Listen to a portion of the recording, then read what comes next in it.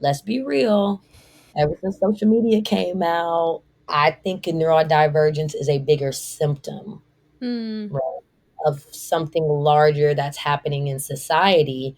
Because you're telling me all of these kids got ADHD, all of us young adults, we're just now coming out with ADHD and autism. Like, that don't really feel like, oh, this is just happening. It feels like it's a bigger systemic issue, and that this is just a result of the things that we as a people are collectively going through.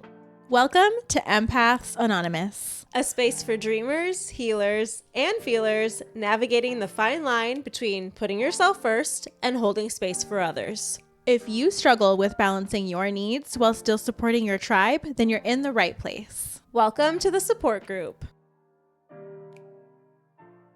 Hi, everyone. Welcome back to Empaths Anonymous podcast. I'm Danny. And I'm Christina. And today, as always, we're always going to set you guys up with a good old time. We have an amazing guest, and kicking off Mental Health Awareness Month, we are so excited to talk all things mental health. But first, we are celebrating.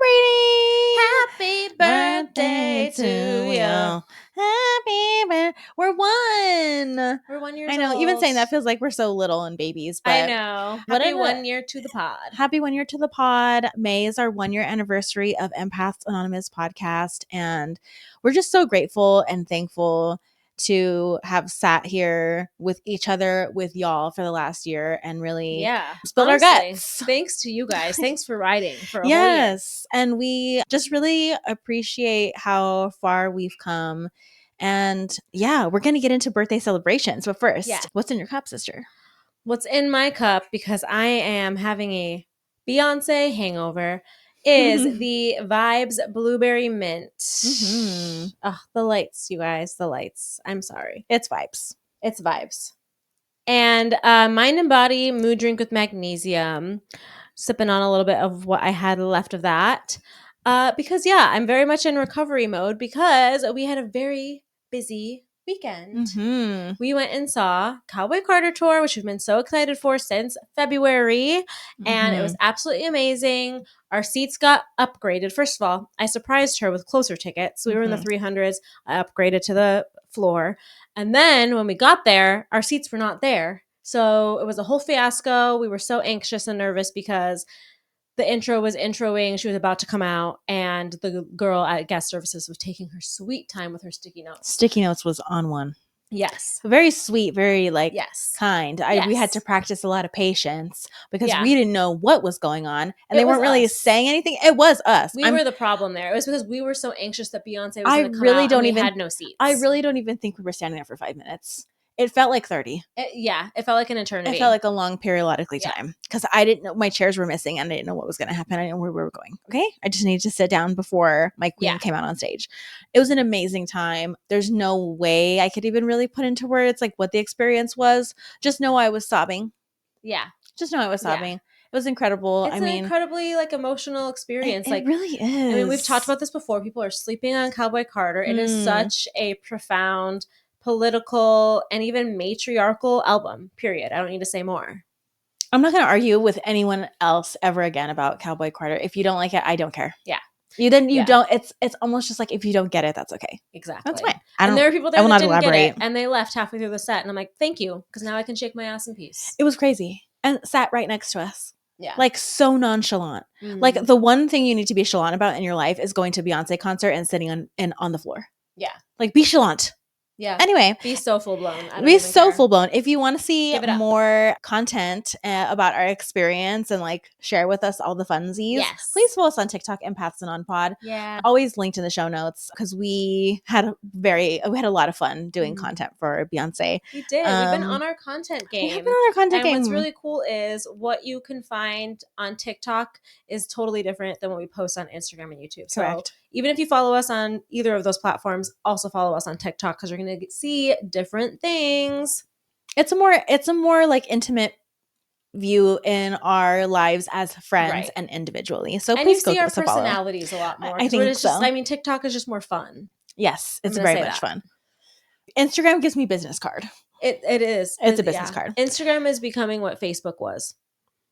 True. 10 years ago. Yeah, 10, and 20 years ago. because it is Facebook. Yeah. Yeah, but I think that was really what's in my cup. I guess what I'm drinking on is a Cutwater espresso martini because that's just the vibes today for the anniversary. You know the vibes. But we have some really fun announcements. Do you want to say? We do, you guys. So one of the secrets we've been keeping from you guys is we have rebranded the podcast. So if you are listening on Apple or Spotify, you can probably tell because we changed the pod art. If you're listening on YouTube, go ahead and check out our new pod art. She's gorgeous. We love her. Absolutely. Shout out to Sydney's Eye for doing all of our pictures.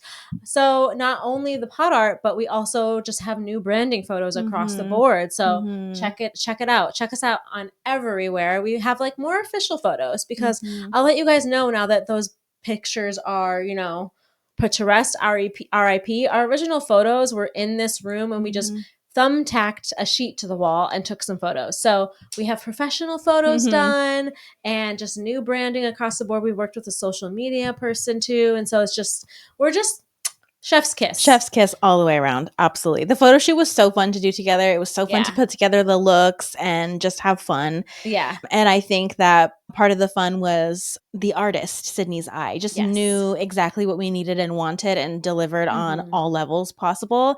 And so we really hope you guys love it because we love it so much. So much. We've been like holding ourselves back from using the photos for like 2 months. Because we want to so bad. It's been 2 months, you guys. We had this photo shoot in March. Okay. And so we've been sitting on these photos waiting to use them. So now we can like finally put our new branding out into the world. And I feel like it's just a little bit more official than what we had before. Yeah. And it's very just much grassroots. Yeah. And it's just a little bit more of us too. I think that we just at the beginning needed to get those pictures out. So it's like, oh, hey, here's a picture of us. But now I just feel like this photo shoot really said a lot about us as the podcast and just who we are as people. And it was so much fun and such a good time. Yeah. And so, that's a really fun, exciting announcement.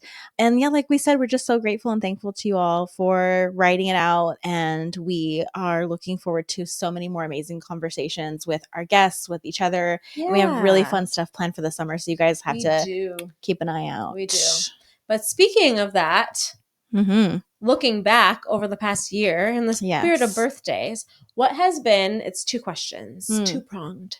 What has been your favorite episode that's been released so far and your favorite thing that has come from podcasting, whether it's a lesson or a fun opportunity or what have you? Of course, all the things. Let's just preface by saying when I am going to pick my favorite episode, I'm not picking a favorite guest. It's more so like I'm picking a favorite conversation. So my favorite episode up until this point is Being Enya with Denise. It was really profound for me. And I love, love, love the work that she's doing to make all of us feel included. And I love how vulnerable she was in sharing her own personal story. And I think at the time that we recorded with her and released that episode, it was such a really good push of motivation. And we found her so organically. I think just being Latina enough is just like, it resonates across so many cultures, being enough of something, especially when you identify so much within a culture. Yeah. And I just adore her as a person. I adore the conversation. Obsessed with her so much. Her energy is just so magnetic. Please follow her on Instagram and we'll link that episode in the show notes. Yes, always. And my favorite thing that I've learned, or I guess what I've enjoyed the most, is on top of just learning so many things about myself throughout this process, learning things about Christina, I think as a whole, I've learned so much about our friendship and some of the things that can test it, but we really do well, like we've said before, with communicating with one another and building up a friendship in the time and space that we were in when we started the podcast up until now and this point. I mean, the opportunities that have presented themselves to us are just kind of mind-blowing. And us being so little, we're still we're still in our infancy. I think that there's so many more fun things on the horizon, and I'm just so grateful to do it with a person who just gets me.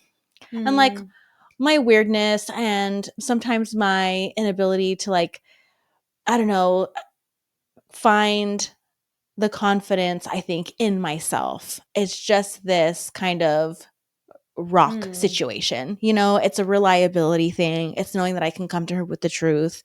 And being able to do that with like extending each other grace and love and just really building a stronger friendship, I think that we've had even over the last like 14 years. Right. Yeah, I mean, and it helps too that we're like in the same roof, under the same roof. Yes. But I think that maybe some of you who are listening relate, like anytime you build something, start something, work on something together with a close friend, like you're going to see a different side of somebody, and it is going to like create a different type of intimacy because you're going to have to learn how to communicate under pressure, under stress, maybe disagree about things and have to come to a compromise, things like that. So, and good things too. You have somebody to celebrate good things with too. It's not just like working through the hard shit. It's like also the really good things and being able to like be at a place together where you're both getting these opportunities and you can shine together and elevate together is really a special thing to experience with somebody else. It'd be really different, I think, if I was doing this by myself. I think that I maybe wouldn't celebrate the small wins and appreciate the small things by myself because I would just be pushing forward, you know? Right, because you don't have the other person there to remind you like the small things matter and they build toward bigger things. So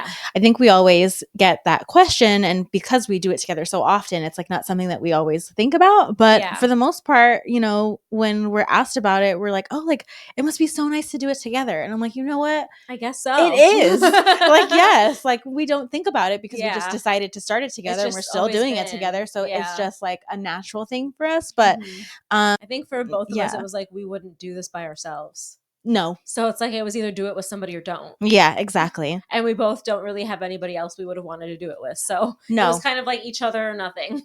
Exactly. Yeah. I think no one, like, it's tough to get another person in that way. It's like, it's tough to like have such a foundation of friendship and then decide to like start working with someone in a different capacity.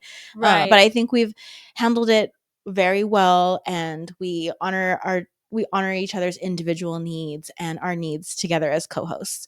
But yeah, all that being said, what was your favorite episode? My favorite episode, and again, like Danny said, I love all of our guests. We handpick our guests, actually. Hand selected. Yes. Whether it's we have connected with them out in real life at an event or something, or a parasocial relationship on social media or whatever it may be.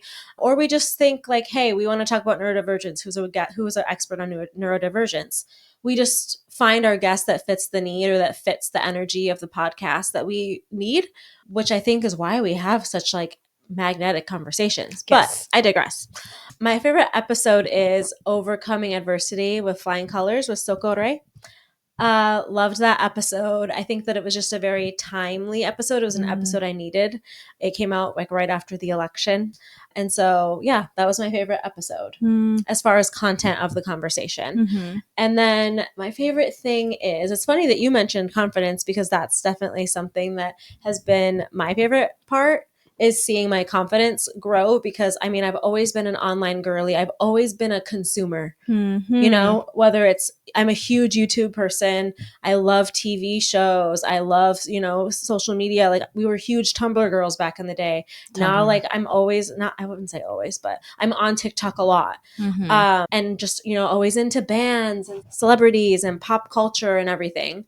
Where was I going with that? Oh, and so I've always really had an interest in media. And I mean, I went to school for media, but I just never really had the confidence to be the person behind the mic. And so the podcast really pushed me to do that. I also always like was really interested in content creation. I just like didn't really know like, what do I do? What do I talk about? And so the podcast really just pushed me to like figure it out. And now, I mean, you guys can follow me on my personal too. Now I just be posting random TikToks all the time just because it's fun. Yeah. You know? So it really did push me to like do the things and be the person that I think that I've wanted to be for probably the past decade. And just, you know, didn't really have the tools or the knowledge and experience, I guess, that I had. That's true. Yeah. We always talk about like the fear of being perceived in a certain way, but it's like no matter what, it's like you're going to be perceived. So it's like we've kind of just had to like throw that shit out the window and post the shit anyway. And for the most part, the stuff that we post, we're really proud of it. We laugh at it. And so we know that you guys are probably enjoying it too. And if not, that's okay. Like I know we're going to find our people. Yeah. And so I think that's just such a beautiful part of this experience. And so I love that very much. And so I think that before we get into the meat of the episode, we Yeah. are going to celebrate. And we got a couple of cookies too. Absolutely. We've got a cookies and cream milkshake. What's the middle one? Raspberry cheesecake, and Oreo milkshake. And then no, I'm sorry. I said the Oreo milkshake. What's the lemon one? lemon cupcake. Lemon cupcake. Yes. But it's a cookie. And a Tres Leches cake. Shout out to Crumble. Please sponsor us one day. Thank you, Temecula Crumble. Absolutely. So, happy birthday to us. Happy birthday. Happy anniversary. It's your anniversary. Let's blow it out. Ready? Let's 1, 2, 3. Oh, that'll be a cute screen grab.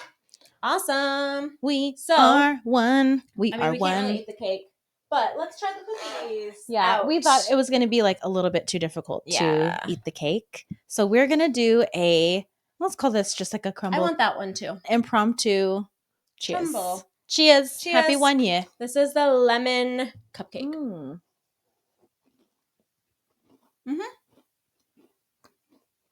She's a little dry. I was going to say it's crunchier. It's a crunchier crumble cookie than I'm used to. Yeah.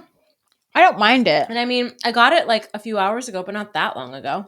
It was good. Maybe it's good. supposed to be more like it's like a sugar cookie. Yeah. I like the frosting. The flavor's nice. Mm-hmm. But to keep moving along, we do have one more announcement for you guys, and that is that we have been chosen as Happy Girl ambassadors, which means that we will start doing events with Happy Girl here in Temecula. So, Yay! yeah, we're so excited to start the journey. It really just provided us with a way and a space to be able to get out into the community and meet you guys a lot sooner than if we were having to like plan events on our dollar and budget. Let me just be totally frank, because we do all of this completely with our own budget. We are an indie podcast. We are self-funded bitches. For now. Yeah. So it just provided us for a space to be able to hold events, build community, make friendships, meet some of you guys that live here in Temecula, Murrieta, and beyond. Shut the fuck up. A lot sooner. So follow Happy Girl on Instagram. It's at Happy Girl Club. And follow Emily. She's the founder. It's at Classy Casita.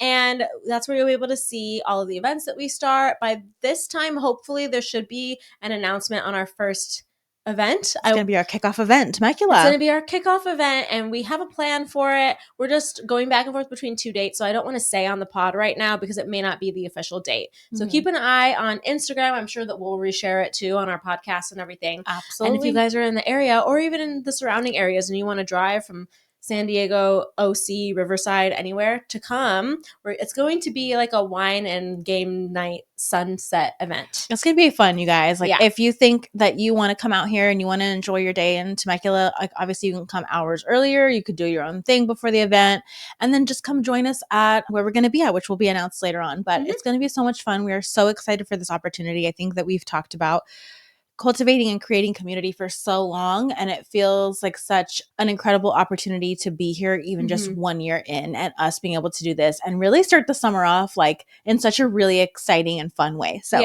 we are very excited. Opportunity too, because Emily's just all about positivity, empowerment, encouragement. Happy Girl is so diverse as well, which is another reason why like really said yes. So it is really a space where everybody can come and feel welcomed. So if you are scared to come by yourself or maybe bring a bestie or you've never done something like this before, please know that we are doing this with the utmost intent of making everybody feel welcomed, warm, fuzzy, comfortable. Absolutely. There's so many fun things to come out of this opportunity. Like we're trying to jam pack the summer. I promise. Like we're trying to do the thing. And we are really excited to see everyone come out. I think it's going to be a really good time. And with that, I know that's like kind of it, how we're just going to celebrate our 1 year. And we want to introduce our amazing and incredible guest for Mental Health Awareness Month. It is Brittany Ellis, who we just adore her energy. I think that she came on like ready to go and she was excited for the conversation, and we always are. So we always come with that energy. So I love when it's reciprocated. I love when people can like share and like kind of like bask in the same exchange. And so we talk about so many good things, and I really enjoyed our conversation, and we hope that you just enjoy it as well and let us know what you thought. Yeah. I mean, we were even like kerfuffled, mind blown, speechless at some of the things that she taught us. So as always, we're still learning as well. So let us know like what your aha moment was, if there's anything that you learned from the episode. As you can tell from the title, we're going to be talking a lot about neurodiversity and what that means in your brain. We're also talking about how Black and brown women experience mental health and healthcare in general differently. So we hope that you enjoy. And without further ado, here's our combo with Brittany. Hi, feelers. Welcome back to the podcast. Today, we're sitting down with Brittany Ellis. She is the founder of To Be Well Therapy, author, and clinical mental health therapist. Her passion for women's issues extend beyond her clinical practice. She is a sought-after researcher, author, and presenter, frequently sharing her insights at conferences and workshops around topics for women with anxiety and postpartum depression. Her work serves to empower and uncover limiting beliefs and mentality to help women prosper and thrive in the current times. Welcome to the podcast, Brittany. Thank you, ladies. It feels so nice to be here. And you guys are so beautiful, like real beautiful online, but seeing you move and be here in person, I love it. I love you here already. Oh my gosh, what a compliment. Thank you so much. That is so sweet. Yeah, we try our best to show up like as authentically, and just the reality is the reality. It's like how we show up on the couch is how we show up on the couch. So yeah, thank some you so days much. we're done up, some days we're not at all. So yes. Yeah, today was the day so where much. I was feeling good. Yeah, we are feeling really good. Got a big day, but it's good. We're feeling that Taurus new moon. We're going to get into the astrologies. We are. But hone it back in because we can get carried away on that one. We have a segment on the show where we ask our guests what is in their cup. So if you are drinking on anything, hydrating yourself, and what is in your cup of life and how are you showing up today? So in my cup, this cup is from Tampa General Hospital. I was supposed to have a home birth and it turned into a C-section. And every day I'm reminded with my little cup, because I also have really never been in a hospital before. So I call it my hospital cup, and I am drinking old water. Now I'm gonna say old because I never like actually dump it out, or I just keep adding and adding and adding to it. So it's like it's a mixture of something in there, but it's water. It's just old water. That's real. That's real. I mean, eventually, if you think about it, like the old water is always going to be at the bottom. It's not because it gets mixed in, but you know what I mean? Like you're still Yes. drinking from the bottom. Exactly. Every time. Yeah. Well, good. And then how are you showing up today? How are you feeling? I feel very inspired anytime I get to do things, and I say things is very broad. Like today I'm doing a podcast, but anytime I get to do things with other ambitious women, it makes me feel very fuzzy in like this fire that I have. I feel so empowered and like a part of something. So I don't know the word for that, but I'm feeling so, like I said, I feel really good to just be here and meet y'all. Thank you. We definitely feel the same. I love getting to collaborate with women. And when we started the podcast, we specifically set out to talk to women in the mental health space and the creative space and the wellness space, but specifically Black and brown women, because we are the ones that are called on less. So Yes. it always lights me up to be able to do that. Yeah. Same.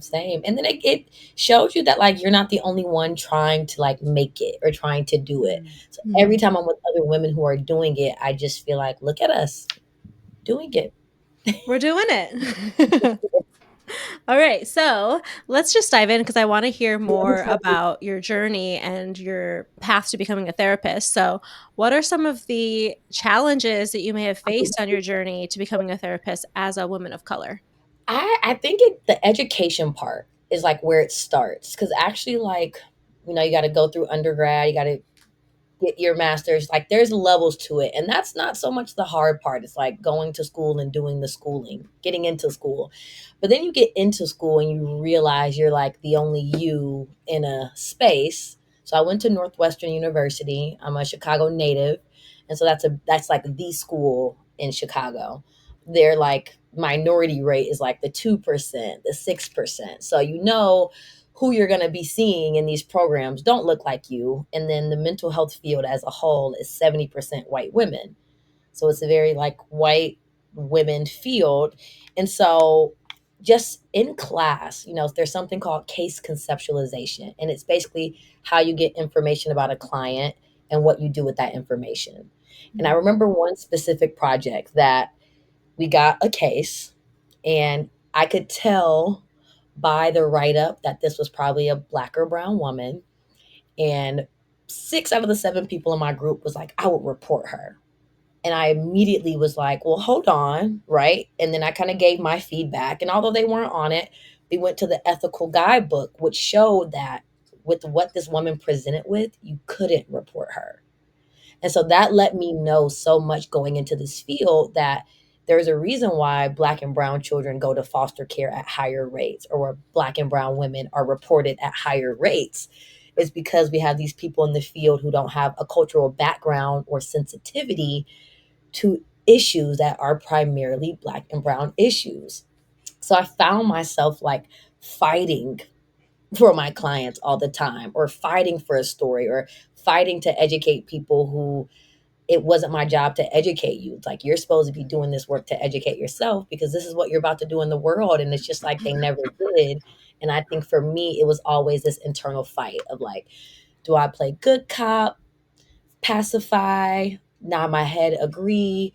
Or do I ruffle feathers and be like, hell no, this is kind of crazy. We can't do this. And so that was always a constant conflict through my education and becoming a counselor. But now that I am one, I had to start my own practice, because I'm like, to be merged with people who just don't get the things that you need to get to work with certain populations bother me heavily. Mm-hmm. And I'm gonna put it there. Yeah.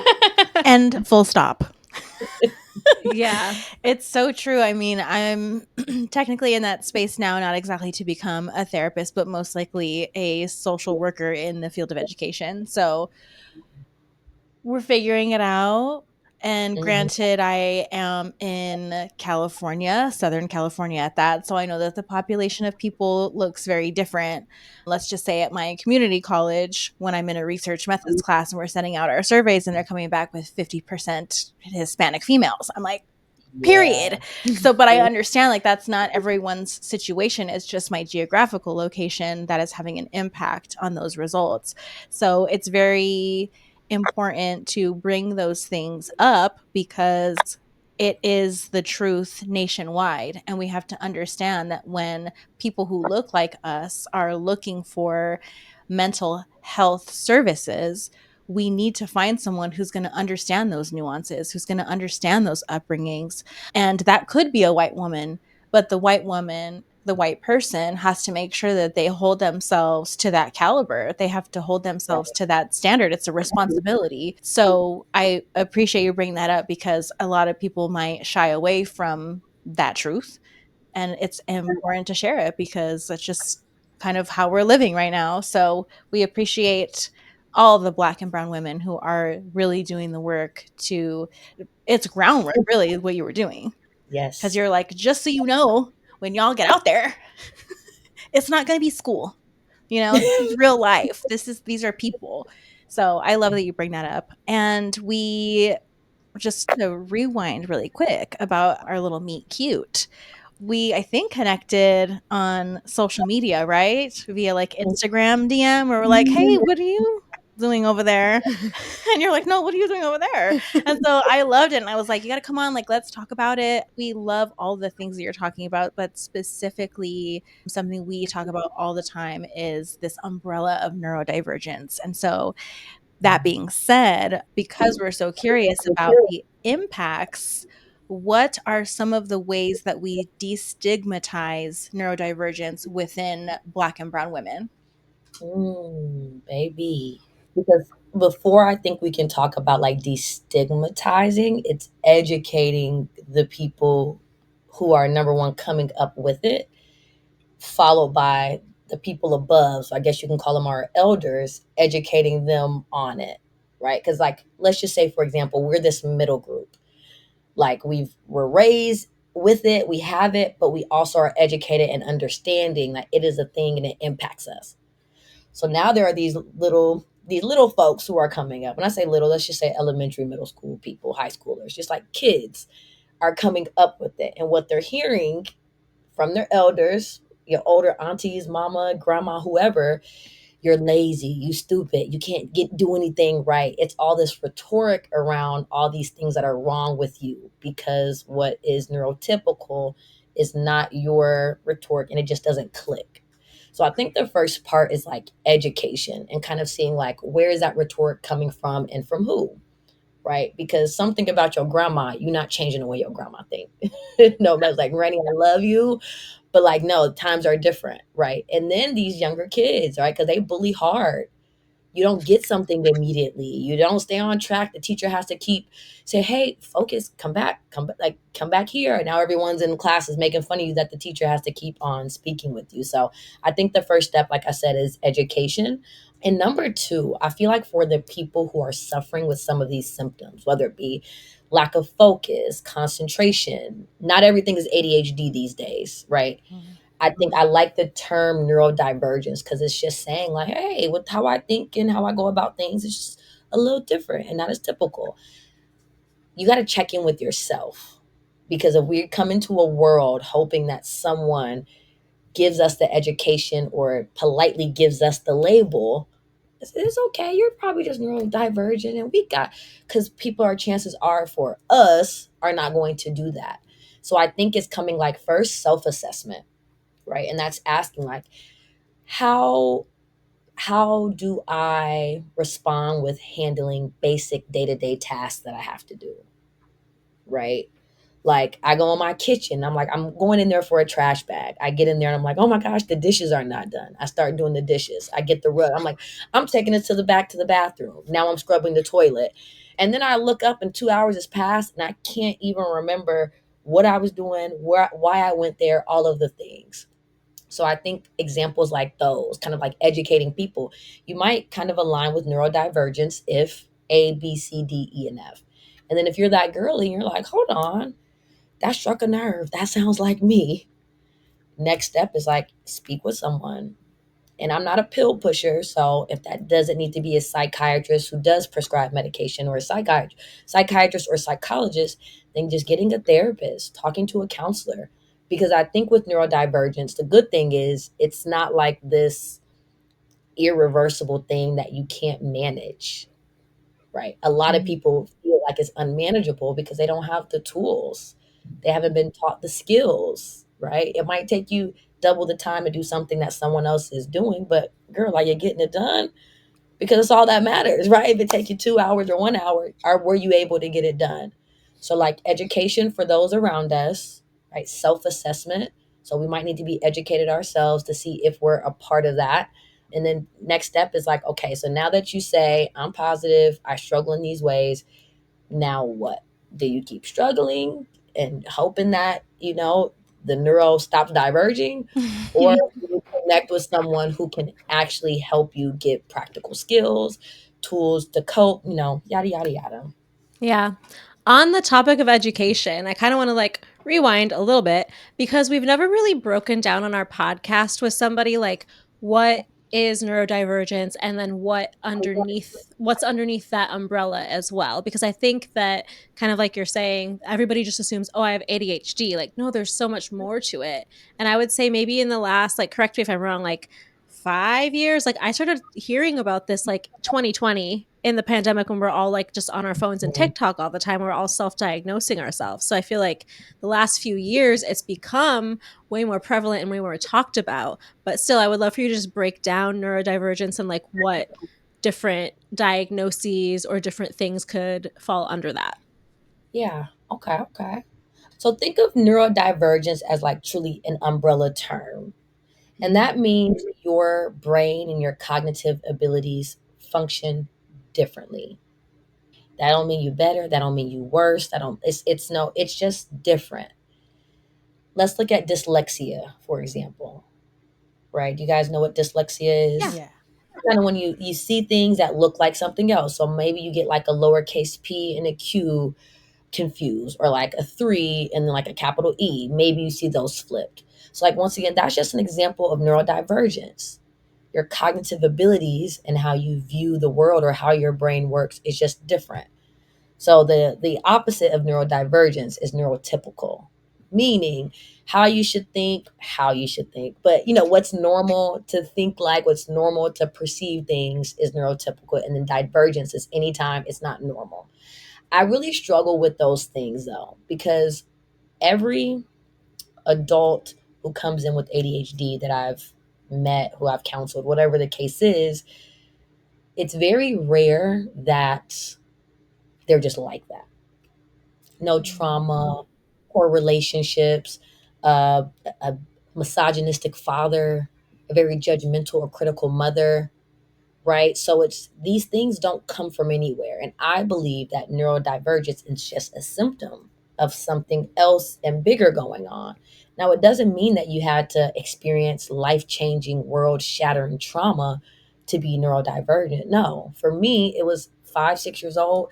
My dad, who was a single dad at the time, I was always the last kid to get picked up. I was always so anxious and on edge. I always constantly felt forgotten about. And I had a great childhood. I was always the last one being picked up. My dad like forgot just doing the things. For me, that's where it started, right? And then me feeling forgotten, I would forget little things, misplace little things. Then I would just simply mix things up. I was really frazzled up here, and frazzled because a key need of mine wasn't getting met, right? I need to feel safe and secure. And anytime it's like 6 o'clock and I'm 3 hours late and someone was supposed to be here to pick me up, now my brain is going in overdrive and frazzled. So I think with people who experience neurodivergence, there are things that have happened that maybe you haven't processed or that are very unresolved. And then it shows up in that way.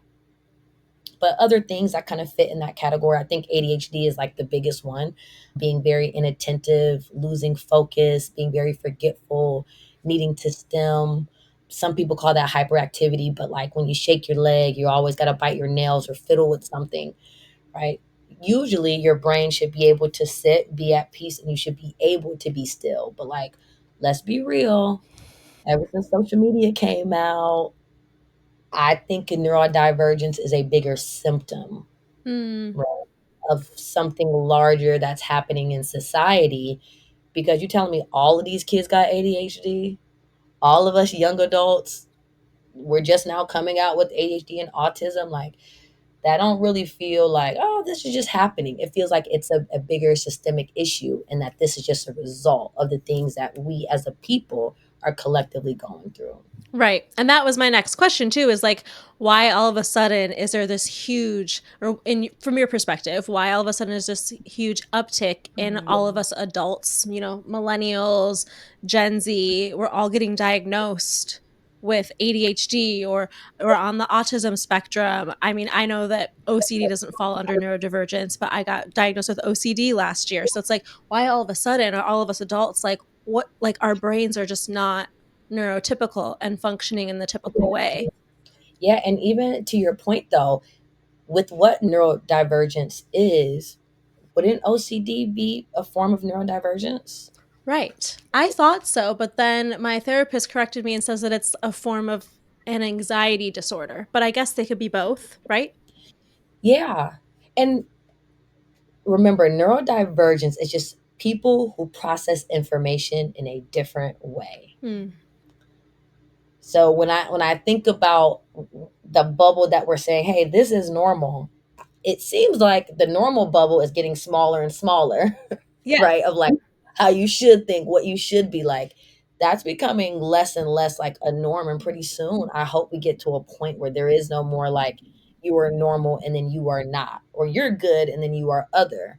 Because I believe there's this term, this scientist, I can't think of his name right now, but he coined the term digital dementia. And it's like the moment we had the world's knowledge in our hands, in our pocket 24/7, it shifted for a lot of us, right? And so if you were born or if you went through puberty before 2009, they say like we got a different view of that. We still had a play-based childhood Yeah. versus if you're going through puberty from 2009 to 2015, you have a phone-based childhood. And so anytime you're when they created the like button, or the share button or the repo, like Mm. that started making people a ding, and then you pick this up, a ding. So you can be doing anything, typing, talking to your mom, tending to your baby, and the ding comes, and you're immediately back there to this device that's now etched into our hands. So I really feel like it's just like the technological advances and not, and giving them to people who are so young. Mm. My personal opinion, like neurodivergence is a symptom of something. So after all of the things are happening and you have this thing in your hand that you're constantly having to get back to and tend to, like that would do something to your brain. It would change the way it's processing information if you're constantly having to multitask 10 times a day now. And then we got those tabs open. I know for me, I work between 10 tabs at a time. I don't know the last time I did one thing at a time realistically, right? Especially Mm. where I am in my career. I don't ever do one thing at a time unless I'm with like my child. Other than that, I don't even know how to not multitask anymore. So neurodivergence, once again, the uptick for me is like it's all of us at this point. Mm. Yeah, neurodivergent people are typical. We're Becoming that. there, it's going to be the majority at some point. Yeah, that's certainly being understood, I think, as we like move forward. I think even like generalized anxiety disorder, just like plain and simple, I have anxiety about like so many things throughout my life, and most of the time it's going to be a trauma informed response. So we have to Hmm. just figure that out, like how we're figuring that out. And things like PTSD are the same reasons how we can figure out like why certain neurodivergent things exist for certain people, especially within our population, Yeah, because it's so stigmatized to be like this other, you're not good enough, you're not normal, and you're not like other kids. So the comparison also would probably make that worse too. It's not helping. yeah. But it's weird with the comparison piece because like when you self-assess, part of you kind of does need to compare yourself to others, right? Because it's like that's why we have neurotypical and neurodivergence. There's this implicit comparison. Mm. If all the kids, the 29 kids in your class, act this way, and you're the one who doesn't get the emotional cues, can never concentrate, always on edge, all of the things, then we know, okay, you're not the typical one because this what typical looks like. So that's why I say it's such a fine line and balance of like self-assessment and then getting to therapy and talking to a doctor, psychiatrist, whoever you trust in, but then talking to someone to get the education and information for yourself. Especially because it can show up so differently for everybody. Yeah. Yeah. Yeah. All right. So switching gears a little bit, you focus on mental health primarily for BIPOC women, including things like complex trauma. Can you break down for our audience? We're having you do a lot of breakdowns. Can you break down for our audience what that is and what it looks like for women of color specifically? Yeah. So I'm gonna start with trauma Yeah. because trauma is broken down into two pieces. It's like big T trauma and then little T trauma. Because people love, I call it the trauma Olympics. It's like people love to out trauma you. Like, oh, well, my dad's not here. Well, my dad died. Well, my dad died in war. Well, I never knew my dad. And it's like everybody's dad is hurt right now. Let's just Yes. take it for what it is. So, big T trauma is like war, a natural disaster, severe abuse and neglect in your upbringing, being sexually assaulted. Like it, trauma alone changes your brain chemistry, but big T trauma are like those big hits, right? And then little T trauma are still traumatic instances, but may not cause the same fear or hinders around like safety and security.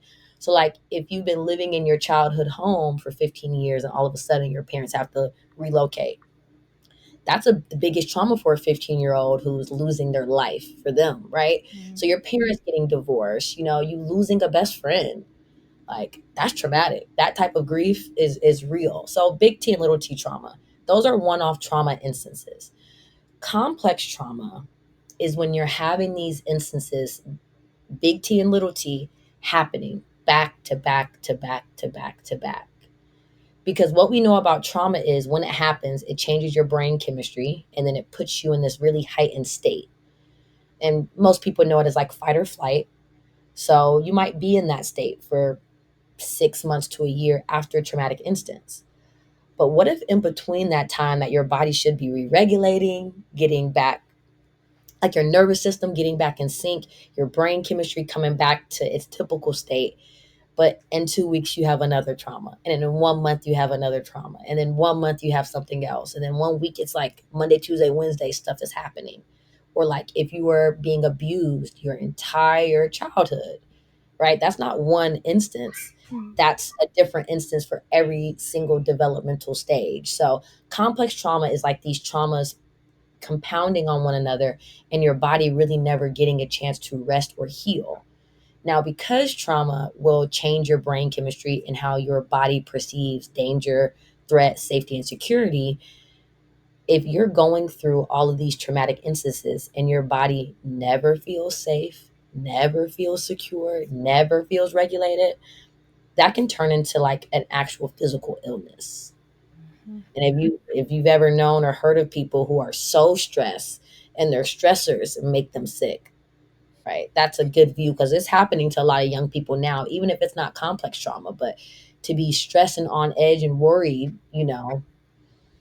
it does something to your body. So complex trauma is just the elongated sense of multiple traumatic things compounding on one another. Hmm. Over here, It's, like, I know. I'm like, it was I never explained to me that have way. And I'm like, complex okay, trauma. okay. I moved a lot as a kid, and I just remember it always being like my first memory, because I've had periods of time throughout my life where I've had panic attacks, but it's not like constant. But my first memory of having a panic attack was I switched schools in the middle of the year. I think I was first grade, maybe second grade. And I remember walking to the classroom and feeling so overwhelmed and then blacking out, and I don't know how much time passed. And then all of a sudden I come back to, and like my teacher and all the kids in the class that I don't know yet because it's my first day are all just like Right. staring at me. You know what I mean? So that's like my first memory of it. But then it's like I'm not thinking about all of the times in between from that point until now as an adult. Yes. Yeah. Hmm. Mm-hmm. I'm gonna have to Yeah. process that one later. Yeah. When you said the stacking, I was like, oh, yeah, the stacking. Yeah. Because you're just almost anticipating or waiting for the next thing so that you know that you're not ever going to get rest because you're just involved now in the thing or the relationship or the environment that is giving you those traumas. And so, yeah, it's like even if it's like not an everyday thing, the days in between the traumas happening are still this like fight or flighty feeling and this anxiety like running through your body. Right. And then you start to, you know, lose a lot more hair than you're used to seeing in the shower. And then you're like sleeping until 10 a.m. when you have a baby to tend to. You know, it's like a lot of different things start to present themselves in a physical way. So it's like your body will tell you even before your mind catches up. And so I think that as Black and brown women, we are so conditioned to experience pain and experience trauma as something that's normalized within Mm-hmm. our lives, taking on, taking on, taking on, hence Empaths Anonymous. It's like we're here to support the girlies who are just constantly feeling that. So it's very interesting to break down complex trauma in that way. And speaking to that, I suppose what kind of what we touched on earlier is our communities individually and as a whole, we first of all tend to ignore that those things are actually happening. So when they are not ignored finally, and we start to realize, okay, I need some support here and I need some help, we struggle then to find the resources available to us that are specifically for us, as we mentioned at the top of the episode.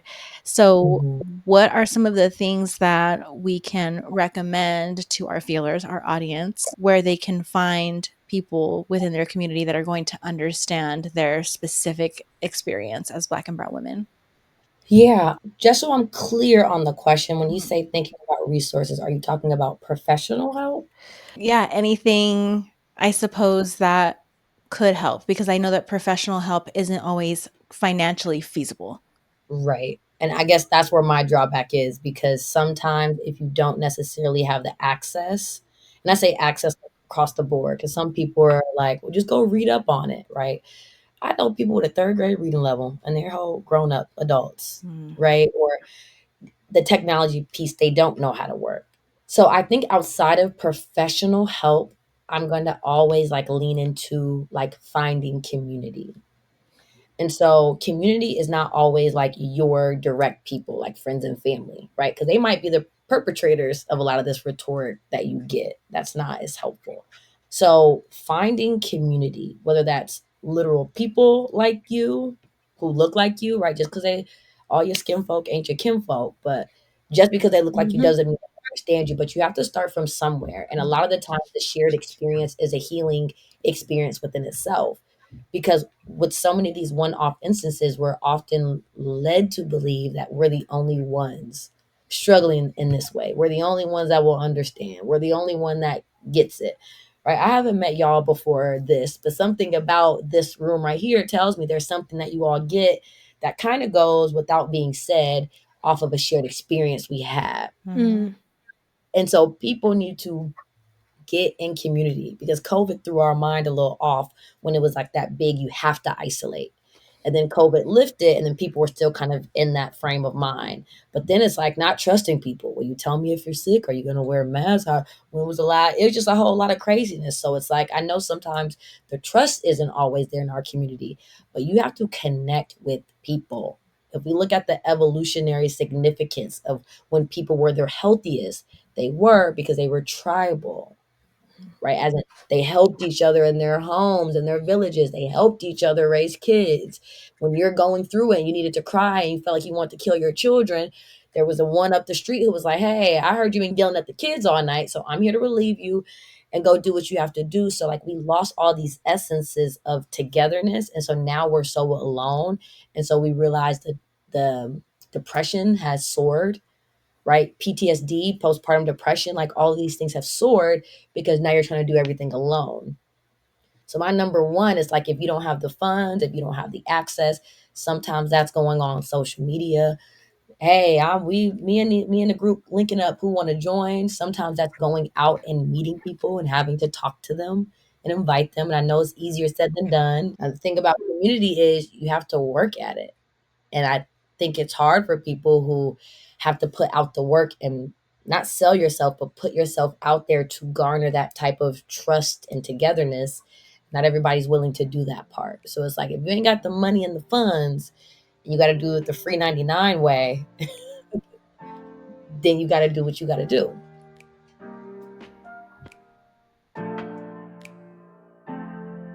Thanks for tuning in to this week's EA meeting. If you liked this episode, please share it with a friend and leave a 5-star rating and review on Apple or Spotify. We'd love to hear from you. You can follow us on Instagram and TikTok at Empaths Anonymous. Don't forget to follow us wherever you listen to podcasts or subscribe to our YouTube channel and turn on the notification bell so you're the first to know when we release a new episode. We'll meet you back here on the Green Velvet Couch next time. Bye, feelers!